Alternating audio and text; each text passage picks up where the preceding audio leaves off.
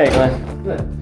1 Corinthians 11 starts out talking about gender roles, which, again, as I said earlier, this can be controversial based on today's values.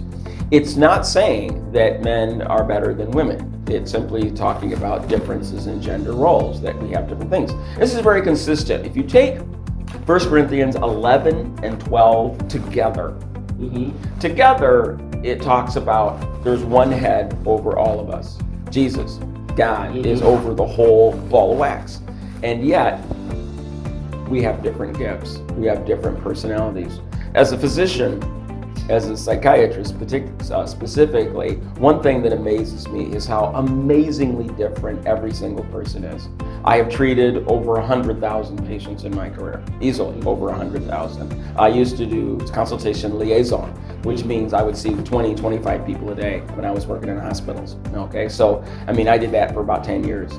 And so you add it up, and I worked with probably over 100,000 patients over my 25-year career. And even identical twins, I've treated identical twins. I have. You can't, identical, and let me tell you, you can't get them mixed up because they're so different. I'm utterly amazed. When you get to know people, there are, even physically, even though they have the same genes, they even look different. And the more you know them, the more you realize these are completely separate individuals. If one of them died, the earth is missing a singular commodity that cannot be replaced. And for billions and billions of people that have been born, we have unique identities. And you know, we're not all the same. This is not about unison. This is about harmony. We all have different gifts. And if you take a look at 11 and 12 together, this is what Paul is focusing on. It's like, no, we're not all the same. We all have different gifts, but we work together and we use those gifts to help each other. Okay? It is an extension of the body of Christ. And he uses our individual gifts, our strengths, so that we can support one another. So no one person is an all-in-one. I mean, I'm very, there's some things I'm good at, and there's a lot of things I am not good at. Okay, and when I try to be good at things I'm not good at, I mean, I might get a little bit better, but I'm not gifted in this area. So if I try to get a job in an area I'm not good in, I'm going to be very frustrated and unhappy. In the same way, as a Christian, there are certain gifts that God's given me, and when I speak to those gifts, when I speak to those strengths, when I use those strengths to help folks out, wow, it works out really well. But those other things that I don't have, I'm not going to be as good as somebody who's gifted in those areas. All right? So anyway, that's kind of an overview of 11 and 12. So let me jump right into this. Now I'm going to start by talking about something that's related to what I just discussed, the bell curve. Okay, if you're probably familiar with the bell curve describes it's a statistical observation that when you have a particular asset in a population, some people are going to score very, very well, and some people are going to score very poorly. So you'll have some people over here, here's the average, that people do, and then some people will be at the upper limit, the upper 2.5%. Let's say, you can look at multiple attributes and you'll find that this works. Hand-eye coordination. This is one of my favorites because some people, as their brains are developing, their brain can't decide, should I be right-handed or left-handed? And sometimes it leans so far to the right-handed that you end up with two right hands. Those people are omnidextrous. I have a guy in my Friday Bible study who is omnidextrous. He can use both hands equally. I am the opposite of him. I was leaning left-handed, but I decided on right-handed, but it was so left-handed leaning that I have kind of two left hands. My right hand is okay, but it's closer to a left hand than a right hand. It's called motor discoordination syndrome, something along those lines. Or I think it's called, motor discoordination syndrome. I think that's what it's called. So anyway, what it means, you can tell because your whole life you have atrocious handwriting that nobody can fix. Also, hand-eye coordination for sports, that's me, okay? Yeah. That's me. And so my whole life, and my handwriting now is illegible. I can recognize what I said shortly after. If I come back a few days later, I can't read my own handwriting. That's how bad it is. It suits your occupation. Well, I have bad handwriting even for a physician. Okay. Even physicians. I can read other physicians' handwriting. The thing is, I have no trouble reading other people's handwriting. I can interpret it because it's all better than mine. Okay? So anyway, so I'm down here. I'm actually handicapped. I am in the lower probably 2.5% of people in terms of my hand-eye coordination. Yeah. All right. I mean, the only sport I was good at was fencing. Doesn't require a lot of finesse, but I wasn't excellent at it. I was good at it, but not excellent because you're just using blunt force. Yeah. Boxing, I did pretty good in boxing. Okay. These don't require precision, but in sports that require precision, like basketball and football and baseball, forget about it. Well, football, though, in soccer, you can be helpful. I can't throw a ball. I can't throw a ball. Can't throw a ball. But there's a lot of positions you don't need to throw the ball. Let me move on because we're going to lose our time on this. Another attribute, empathy. Patients, for example, who are cursed with bipolar disorder, in my clinical experience, have supernatural amounts of empathy. When you're hurting, they make the best shoulders to cry on because you can feel that they feel what you're going through. Mm-hmm. My shoulder, not so much. I'm not terribly empathic in terms of being able to emulate what you're doing, because if I were, then I would be crying a lot in my office. Yeah. Because I'm faced with that, and so I want to be sympathetic, but empathic. I'm probably somewhere in the middle here, not high, but not low either, but somewhere in the middle. Maybe a little bit on this side. I don't know. Yeah. Okay. But empathy, again, for people with. There are some people who are just great at it. They make tremendous counselors. Okay. Eye for detail when cleaning. I have a cleaning lady who is just amazing. She sees every spot and she cleans. When she's done with my house, she'll come over at 10 and she won't leave till 5. And she only charges me a ridiculously low amount of money, and I pay her more than she asks because she's so good at that. I don't have that detail. I'm a guy, and most men are not very good at this. Most men see the big picture. Yeah. Women are better at the eye for detail. That's why I think women are better when it comes to raising small children, because they see the detail. They see when Jimmy's putting his finger in the light socket. Whereas men just say, Jimmy curling on the floor, he's okay. Women are in general. Now again, that doesn't mean that all women have that. No, I know. But as a general rule, and this is a fact, as a general rule, women are superior to men when looking at detail in particular, not just when cleaning, but in detail specifically. Okay. Yes. All right, solving puzzles. There are some people who have very well-developed parietal lobes. There's me over here, okay? My last wife was over here, all right? Playing Scrabble or putting puzzles together, I get creamed every time. Some people have strengths, some people have weaknesses there. Gestalt, one of the reasons that I left radiology is because, when you look at a film, you can calculate if there is an abnormality in what you're looking at if you look at it pixel by pixel. Mm-hmm. Some people, when they look at it, their parietal lobe sums up this map, and instantly they get a feeling something is wrong with this film. One of these things just doesn't belong. And they immediately laser in and they quickly find the pathology. Me, I'm going pixel by pixel because my parietal lobe isn't terribly well developed. So I could do the job, but it takes me twice as long. So that made that a more frustrating experience for me. I love computers, I love the technical side of radiology, but in terms of my speed, they wanted me to go much faster than I wanted to go because I wanted to be careful and make sure I didn't miss anything. Well, in doing that, your gestalt, that's one thing I would recommend to people who are thinking about what medical profession, if you're considering radiology. If you love puzzles, if puzzles come easy for you, then consider radiology. You'll do very well. But if you don't like puzzles, if you're not as good at puzzles as everybody else, you might want to stay away from that field.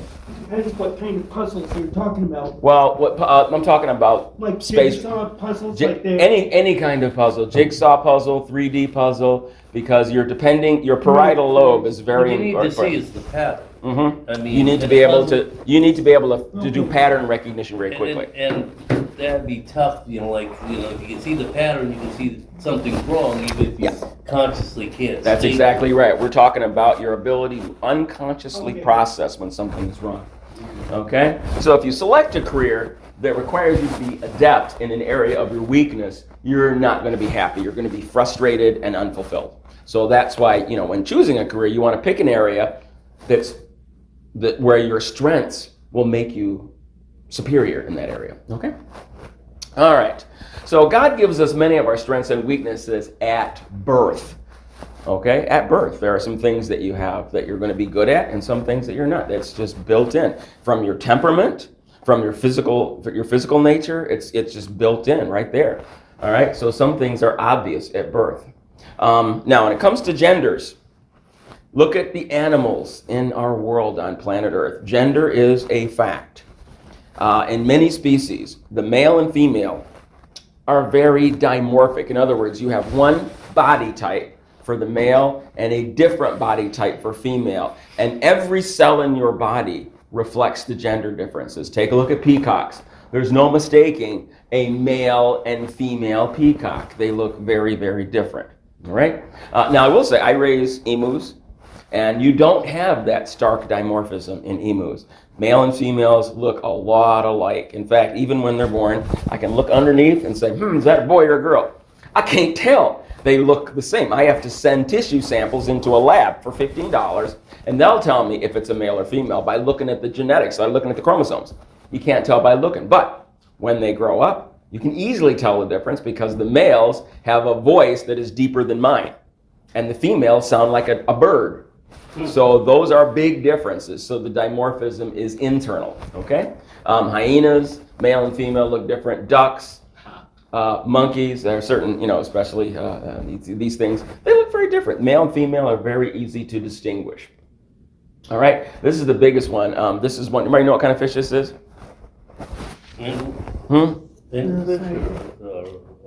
Ladderfish? No. I think it's don't they call this an angler when they wiggle that thing in front? Okay. Yeah. All right. This is the biggest sexual dimorphism I think on Earth. This is the female. This is the male. Wow. Okay. Yeah.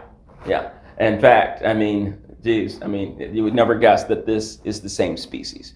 Never in a million years would you say that, okay? The difference between them is the difference between a person and, this is like a whale compared to us. If we were this size, imagine if women were that size and men were this size, all right? We'd have been extinct a long time ago, okay?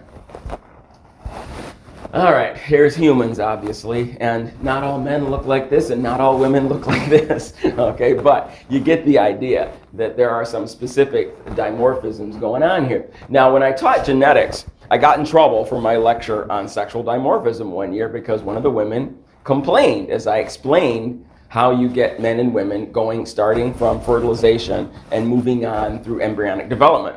And she was upset because I mentioned that the female morphology was the default. Jamie Lee Curtis has something called testicular feminization. She was born with XY chromosomes. However, the testosterone receptor was mutated, so she has no testosterone receptors. As a result, her body developed female, including her external genitalia. So she basically developed as a female because there was no testosterone in her body. So that's what I mean when I say that female is the default. So I would consider her female because her brain was not masculinized. Without testosterone receptors, her brain was kind of neutral. All right, and so they had to, that's what happens. Okay, so any testicles that she may have developed are dangerous. You don't want testicles up inside because they can become cancerous when they're not dropped down into the scrotum. Okay, so she was raised as female, which I think was wise. All right. So, but when I said that the female morphology was default, she went to the chairman and complained about me, and it's like, okay, this is just a fact. I'm sorry, but I don't mean that females are lesser. I'm just saying that without testosterone receptors, without the HY antigen, the default morphology is more feminine than masculine. Okay? Now, it's even, I thought, if you take a look at immunity, there is differences between men and women in immunity, in adaptive immunity and innate immunity. Those are specific differences. This goes down to the cell difference, all the way down to the individual cells. There are structural and biochemical differences in the brain even. All right? So this is not just looking at the appearance from the outside. This is a genetic distinction all the way down. So I don't want to get into all this because that's not what I'm going to talk about. I'm just pointing out that if you have an X and a Y chromosome and you have functioning testosterone receptors and are able to produce testosterone, you're a male. Now, some men are effeminate. That's true, and that's normal. You know, on that bell curve of femininity and masculinity, some men are closer to femininity. They're still men, but they're closer to femininity. And some women are closer to masculinity, especially women who have something called congenital adrenal hyperplasia, where their adrenal glands almost have like a tumor and they're kicking out lots of androgens. And so their brain gets partially masculinized. Okay, so yeah, it's not as cut and dry as we'd like to think, but it is, I mean, for most of us, it is pretty cut and dry. Do they have more masculine features? They do. They'll have more muscle mass. Yes, They're yes, bigger. yes. I mean, Yeah. their voices will tend to be deeper. Yeah, And, you know, all the stuff you associate with men. Yeah, They're, yes. They're, So that's So what that you happened a lot in the Eastern swim team. All right. So, you know, the thing is, in the Bible, the differences between men and women and the different roles were established early on, way back in Genesis. It wasn't because of the fall. The gender differences were there before the fall. So it wasn't because of the fall that gender differences before God were established. All right. Now, in marriage, it's very important that the couple understand the differences between men and women, because you know, when you take a look at what Jesus said, treat people the way you want to be treated. Okay, that's great. But in marriage, not so great. Because you want to give your spouse what they want, not what you want, because they're different things. If men and women were the same, then that axiom would work every time. That'd be great. Okay, geez, I love electronics. Let me give you something electronic. You're going to love it because I would love it. And let me tell you, I've made that mistake over and over.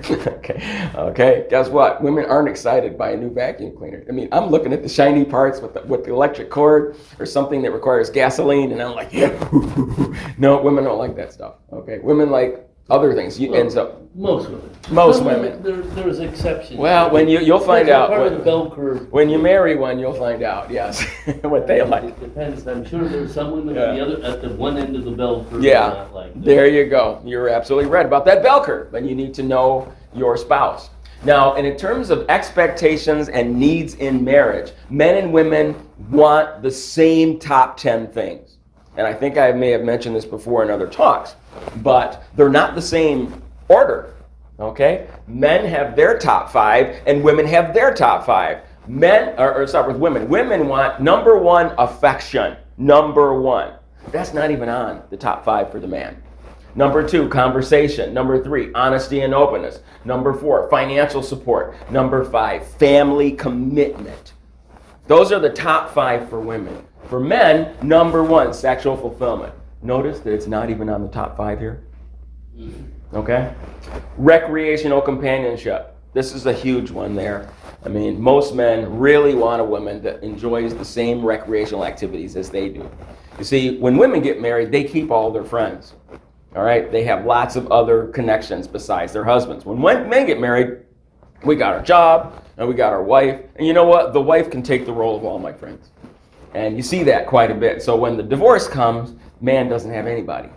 Okay? So men want their wife to play the role not just of spouse, but of best friend that we can hang out and do things with. So it's really exciting for a guy to find a woman who likes to hunt, or who likes to fish, or who likes to play video games, or likes to do what they like. Okay? Action movies, that sort of thing. Okay? Number 3, attractive wife. Notice, attractive husband isn't on the top 5 here. Domestic support. Definitely not on the top 5. What is domestic support? Household chores. Okay. Cooking. Yes, cleaning. there you go. And number 5, appreciation and admiration, respect. Men want respect more than affection. Women want affection more than respect. So, in a marriage, it's important to understand your spouse is a different model than you. And when it comes to do unto others, You take it generally. Do unto others, give people what they want and what they need as opposed to what you want and need. So knowing this help a lot of couples to get along better by knowing the needs and wants of their spouse and not treating them the way, not giving them what they would want. Okay? So very useful information. All right. So, I don't want to go through that, so we don't have time for that. But my point for those last two slides that I skipped was that anybody knows that if you have a song sung in unison, it doesn't sound as good as the same song sung in harmony.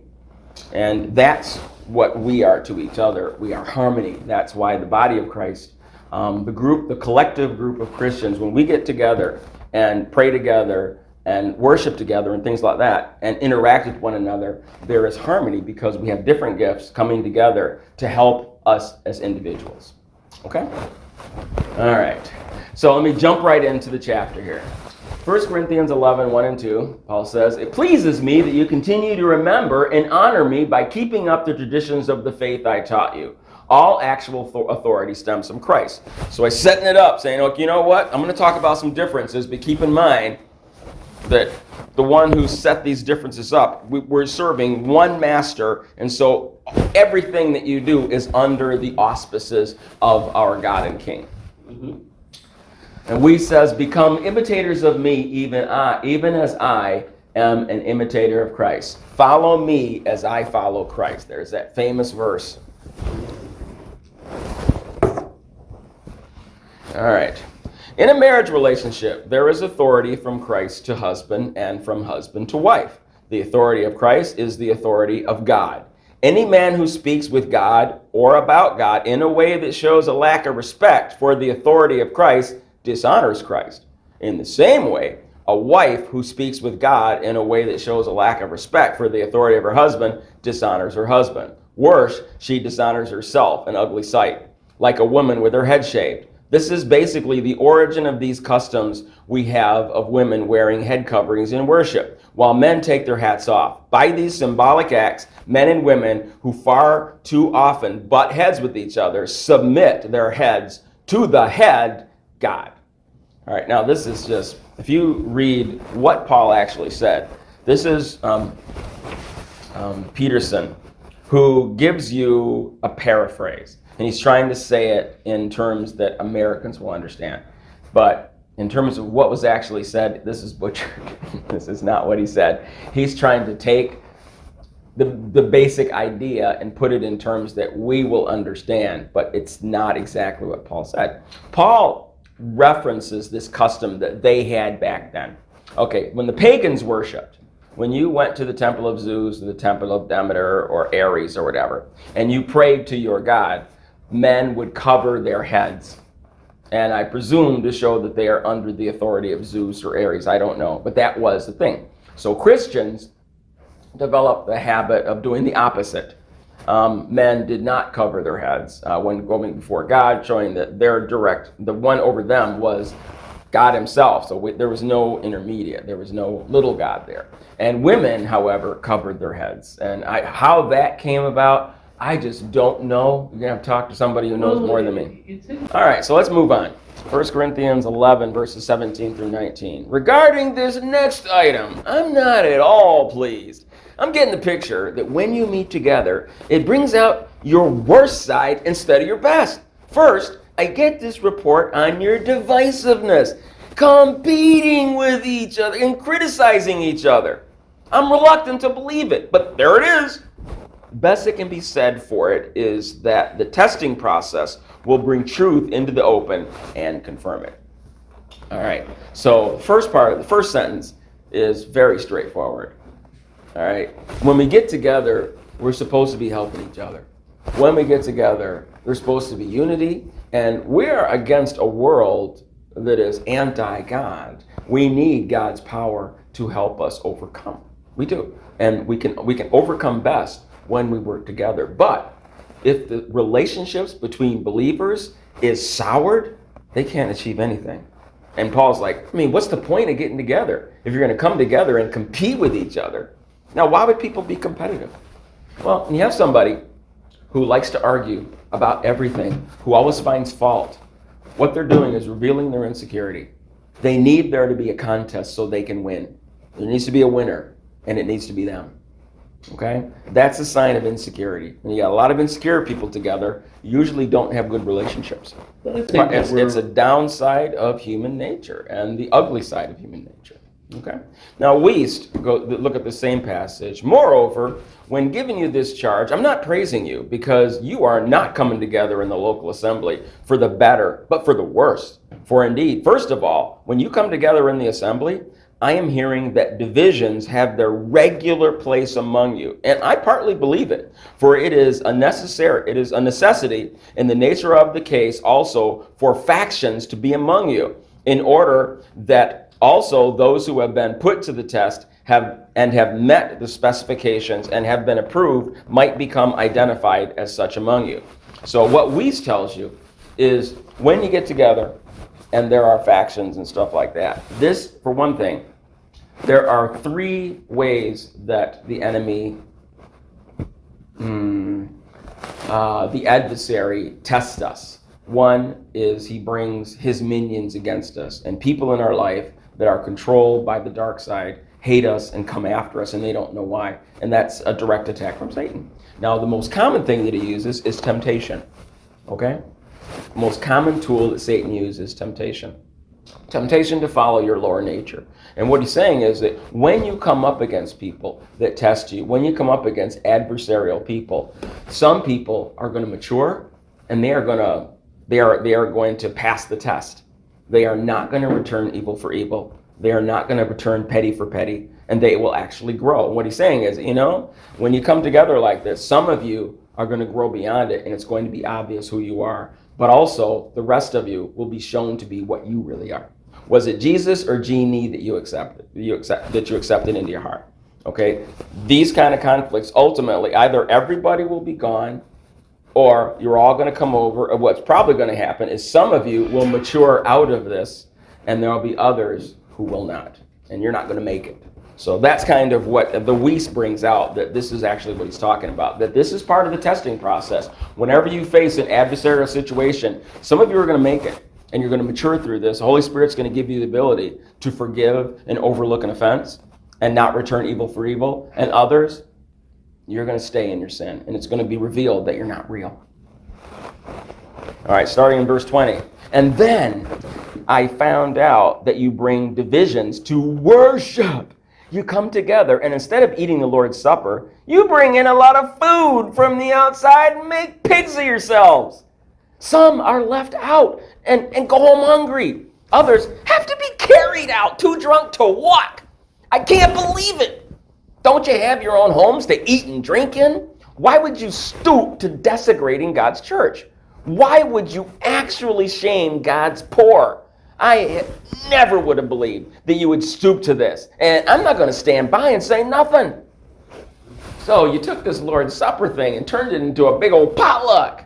That's not what you're supposed to do. You are desecrating the Lord's Supper by doing this, by coming in, pigging out, and then gulping down so much wine that you're getting drunk. What's the matter with you people? Well, what's worse is apparently it's like you're eating what people might not have, like you're gorging yourself in a big feast where the next guy standing there can't afford that. Right. And he gets humiliated because he can't afford there you the go. wine and the feast. And he said, that's really not the purpose of Lord's Supper. Exactly. This isn't a feat, like to pig out, That is very true. That's very true. He goes on, let me go over with you again exactly what goes on in the Lord's Supper and why it's so centrally important. I received my instructions from the Master himself and passed them on to you. Now, this is an interesting statement right here. I am amazed by this because this tells you, now think about it. Paul came around after the resurrection. His only contact with Jesus, we had two direct contacts. One was on the road to Damascus, where Jesus appeared to him in the bright light. There was no mention of Jesus going over the Lord's Supper at that time. His only other one is when he had his near-death experience and he was caught up in heaven. So that's the only place where the Lord could have specifically revealed that. Remember he said, I saw things that weren't lawful to discuss? Okay? Well, that's So amazing. it's clearly this had to have happened in his near-death But experience. he also talks, because one time he said, I had a pain, I prayed to God, and then he said the Lord answered, said, My grace is sufficient. But for you." how did he do it, though? Because there are many ways. God, Right, he but that yeah, could be yeah. another option. So he could have had more conversations with. Yeah, it's The possible. Spirit could have given it to him too, just. But it's more likely. No, the because he second. said directly here. Okay. This is not. This is he said directly. Right, So, he did it. yeah, But this it's is more directly. likely when it was taken up into heaven, he Yeah. revealed a lot of Yeah, stuff. that's what makes sense here to me is that he was taken up there and he remembered. He came back and he remembered, because when people have near-death experiences, you remember every detail. It's not like a dream. There's no hope. When I had my situation, when I saw my stepfather and everything, it's like every aspect of that is burned into my consciousness. I can't forget any of it because it was so real. And Paul's near-death experience, Jesus went over some very specific things, including explaining the Lord's Supper in detail to him. So that's pretty important here. Okay, so the Master, Jesus, on the night of his betrayal, took bread. Having given thanks, he broke it and said, "This is my body broken for you. Do this to remember me." After supper, he did the same thing with the cup. "This cup is my blood, my new covenant with you. Each time you drink this cup, remember me." What you must solemnly realize is that every time you eat this bread and every time you drink this cup, you reenact your words and actions the death of the Master. You will be drawn back to this meal again and again until the Master returns. You must never let familiarity breed contempt. And that's kind of what's happened, when you're used to something over and over again, you stop seeing it as sacred. It's just I got to do this again. Oh, time to do this again. And realize this is something where this requires, on our part, a solemn reflection on the sacrifice that God did on our behalf. It reminds us that, Jesus came down here and suffered for us voluntarily. We owe him. And especially with regard to forgiving those who have offended us, it's important. Look, remember, he paid for all your sins. The peace you have with God was bought with his blood, his suffering. And therefore, you are supposed to maintain peace with your enemies. So remember that. Remember that God paid for you. Remember the basis of your salvation. Anyone who eats the bread or drinks the cup of the Master irreverently is like a part of the crowd that jeered and spit on him at his death. Is that the kind of remembrance you want to be a part of? Examine your motives. Test your heart. Come to this meal with holy awe. All right? It's very straightforward. If you give no thought, or worse, don't care about the broken body of the Master when you eat and drink, you're running the risk of serious consequences. Now, this is a very special passage right here because it answers a question. If we are wayward in our Christian walk, let's say you're really a believer, and you just get sucked into this particular sin that's like really bad, and you keep doing it, and you're not confessing it, you don't want to confess it, you're not trying to overcome it, and you keep doing it even though God is trying to get your attention, he's giving you consequences over and over again, and you still keep doing it. What is the worst that can happen? Worst can happen, according to this passage, is he'll take you out of here. If you're going to keep doing this and risk your own salvation, he'll take you out of here. So rather than you keep accumulating judgment on your own head, he'll take you home early. Okay, now let me go on and explain why I say that. Okay, so if you don't care about the broken body of the Master when you eat or drink, you're running the risk of serious consequences. That's why so many of you, even now, are listless and sick.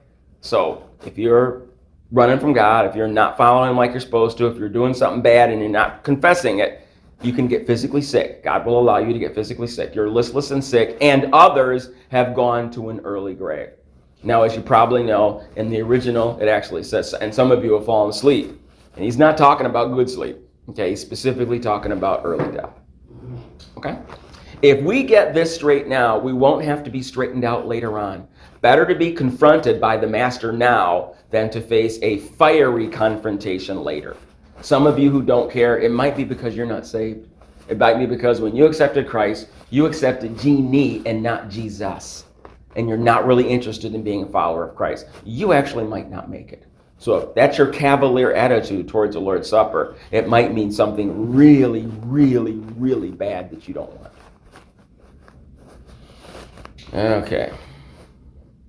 So, my friends, when you come together to the Lord's table, be reverent and courteous with one another. If you're so hungry that you can't wait to be served, go home and get a sandwich. But by no means risk turning this meal into an eating and drinking binge or a family squabble. It's a spiritual meal, a love feast. The other things you asked about, I'll respond to in person when I make my next visit. Okay? So that is, I think that's there's some very important things that we get out of that chapter. I think the biggest take home is, once again, one of the best passages on the Lord's Supper. I think that's probably the best place where he really lays out why it's important and what it is. I think that's Well, it's the oldest reference to the Lord's Supper because his letters were earlier than the Gospels. That's a good point. That's a good point. And it's interesting. That's It's a good point. basically the same words you can find in the Gospels. It's the same. It is indeed. It is indeed. So that's important. But that whole thing about, I think, the extent of discipline, of God disciplining us, and how bad it can get. I mean, that's when, because I know you've probably been to churches where they talk about, how bad discipline can get. And this is the reference. This is how bad it can get. I mean, if we continue to be stiff-necked and continue to behave in a horrible witness way, but we still have faith, God will sometimes say, okay, you've caused so much damage. The trajectory you're on, I would rather you come home early than end up going to hell. Okay. Now, I don't know for sure, but I wonder if that's what happened to Elvis Presley. I don't know, because I think he started out, sounds like he was a believer, but his behavior, I remember when I was working at Meyer, every week the tabloids, because he was working in Vegas at the time, and he gained a bunch of weight, and the tabloids were ruthless to him. I remember, I saw the tabloids, because I worked in a store. I saw the tabloids every week. They did nothing but rip him to shreds. I mean, they talked about how fat he was. They talked about how angry he was that his music wasn't selling and how unhappy he was. Every time. And then when he died, suddenly, oh, the king is dead. Oh, no, we love him. And I'm like, you hypocrites. You hypocrites. Now, he was engaged in, he had been introduced to drugs. Yeah. And in order to perform like that, that's the excuse, but we know how drugs are. It makes you very selfish. And it damaged his relationship with his wife. He was not terribly faithful to her as a famous entertainer and so forth. And he died very ignobly sitting on a toilet, and I think that I wonder if God took him early so he wouldn't besmirch things worse. I mean, I don't know. I don't want to judge somebody, in a bad way, but this is something that crossed my mind. It crossed my mind that I hope he's in heaven, I hope he made it. But being the entertainer is just a tough industry. It is. You're not getting a lot of reinforcement. No. Unfortunately, that is true. It is hard for a lot of people.